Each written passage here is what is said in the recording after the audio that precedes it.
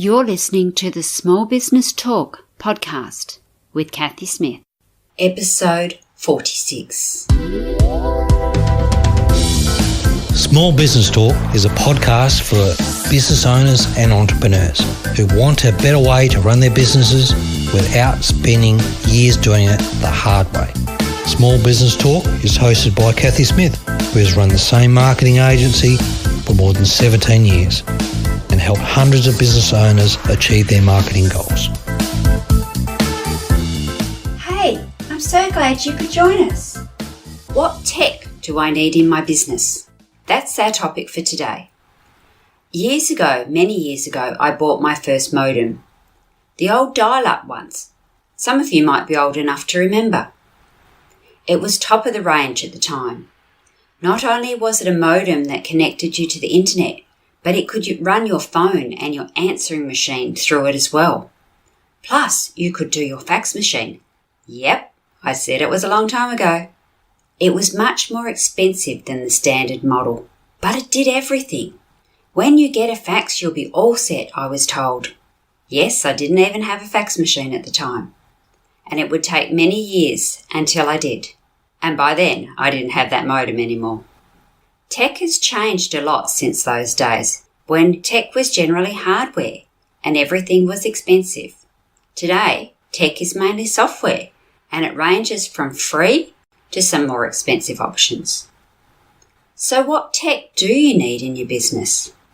All businesses are different, and the tech that you will need depends on what you're trying to achieve. Often we try to overcomplicate our businesses with tech, and it leaves us feeling overwhelmed and inadequate. Generally, most businesses will need some sort of accounting software. Turning up at your accountant with a shoebox full of receipts is just about as old as my modem, and definitely not the best way to do business today. Accounting software can help you plan too. How are your expenses tracking against your income? Can you afford that new shiny tech that everybody's talking about? And do you really need it? Tech often comes on a subscription basis and you are automatically charged. So when you are looking at accounting software, look at something that you can set up reminders. It's a good way to keep top of mind of what you have bought. And a year later, you may not need it anymore. So now you can cancel it. The next tech I would say that every business, or at least most businesses, would need is some sort of scheduling calendar software. There are many systems from the free Google Calendar to very industry-specific total management systems with all the bells and whistles. Start with what you need and grow into it. Some software systems start with a free option and then have a play with it. See if it works for you, if you like it. Don't jump in boots and all and buy the top of the range until you've had a play and a test first. Often you don't need everything that it offers. For some businesses, 2 or 3 different systems may need to be integrated together. For others, you just may need to buy one big system. If you're going with several systems, make sure it all works together, and it might be worth spending the money to get somebody professional to set it up completely for you if you're not the techie type. Once you are happy with your system, it may be worth upgrading it to the paid option to get more functionality. You will need to make that call from time to time. Free can often work well. However, don't stick with free if paying a small amount a month can make your life so much easier. Remember, when you have a team, you don't want to make their lives more difficult just to save a few bucks. Email software. In our busy, noisy lives, we need to be top of mind to our customers, especially if there are large periods between their buying cycles. Email software can be a great tool to help keep in touch with your customers, and then you'll be able to track their open rates and who's looking and who's not. See what resonates with your audience. There's no point spending time writing email copy and continually blasting your audience if they don't care about your material. Automate your emails can help provide consistencies. Start small and build up. That way you'll have time and capacity. But remember, as we said on episode 45, you need to still keep your marketing personal. So don't automate it to the point where you lose your soul, you lose your personal touch. Social media can be another great place to look at using tech, especially if you're spending a lot of time drifting down too many rabbit holes. Facebook has its own free scheduler, so check that out. Now, I won't give you instructions on how to use it because it keeps moving and changing, and that will make this podcast null and void. But basically, it allows you to set up multiple posts ahead of time, and you can batch it, so you can do a whole week's worth in one go. Now, it's not 100% fail-proof, so you do need to check it from time to time. And just be careful. You don't want to send something that's time inappropriate. If there's been a major world event or something that you don't really want to say Happy Monday when there's just been something awful happen on the Sunday. So just be careful. At the time of recording this podcast, Facebook had just introduced Facebook Creator Studio that allows you to schedule on Instagram as well. So check that out too.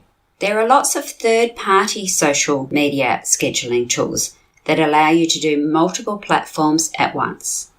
But be careful once again, because different platforms have different voices and the way you need to speak to your audience on these is different. So just don't do a one-size-fits-all or your social media will fall flat.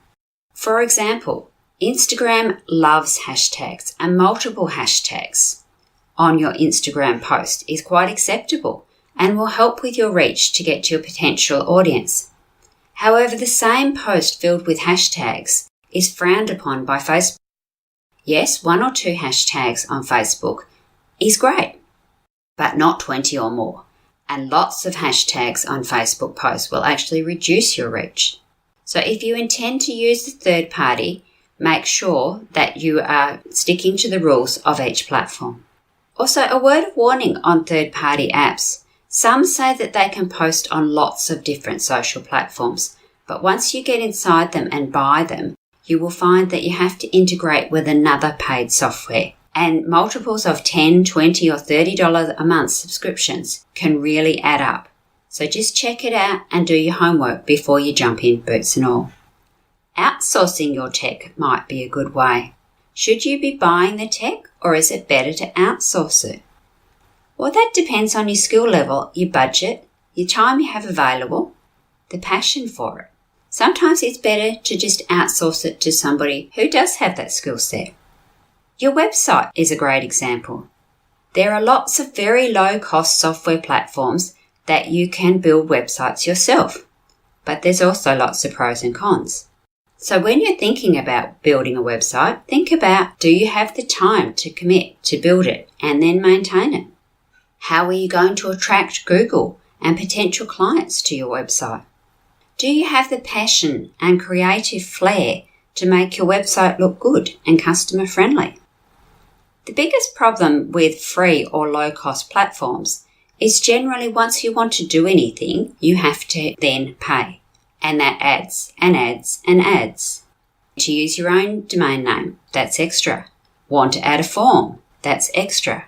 Want to embed a video, that's extra. And so on.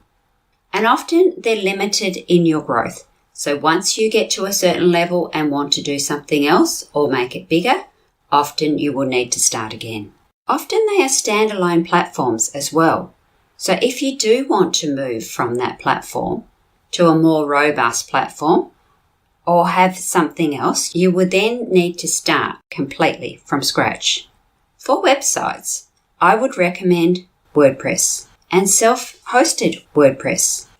That way, you can have the option to start by doing it yourself if you don't have the budget to pay for somebody in the beginning. And then as your business grows, you can grow with the platform. And then you can even engage someone to build it or rebuild it and maintain your website for you without having to start completely from scratch. Websites are a tech that I would suggest to outsource. Yes, it is my day job. I am a web designer, so I would say that. However, think about it for a moment. We've all heard the stories about the plumber that comes to fix the plumbing problem. It takes 10 minutes and he charges $100. It wasn't the 10 minutes that you were paying for. It's the 20 plus years of experience that plumber has so that he knows which part to fix. And websites are no different. Also, think about it. Is it worth spending your days, weeks, or even months playing with your website when you could be spending that time adding value to your customers and making money in your business? If you want to know more about my day job, go to Catco Enterprises. Catco, catcoent.com.au, and start with my blog and free resources. What other sort of tech does my business need? Probably not a lot. When you are thinking about buying tech, remember your reasons for doing so. You can spend a lot of time having to learn it, to implement it, and make it work properly. Or it can be just another money pit that sits in some forgotten folder on your computer. Tech needs to make your life easier, needs to save you money. You can't do that unless you have time to learn it or one of your staff has time to learn it. With tech, start slow. Buy it when you need it and reassess it often, especially if it's on a subscription basis. And my final word on tech, when you do buy something new and need to move from one system to another, do it with one client or process at a time. Yes, it's slower, but it will save you a lot of headache in the long term, and you can test and iron out all the bugs before committing your whole entire workflow to it. Sometimes it's worth spending the money to get someone with the correct knowledge and know-how to set it up specifically for your system and your business. Accounting software is a great example of this. Good luck. Buy what you need with some room for growth, not just because it's the latest shiny object and everybody says you should have it. Next week on Small Business Talk podcast, we're talking about how to grow your business without burnout. So it really dovetails into what we've been talking about today. I look forward to you hearing my special guest then. Bye for now. Don't forget to subscribe to Small Business Talk podcast and head on over to smallbusinestalk.com.au/downloads for all the show notes and links to this episode. Remember, to be great, you must start. Pick one tip from today's episode, take action and implement it. Let's meet again next week at the same time and place. Until then, take action. And SBT community, enjoy your journey.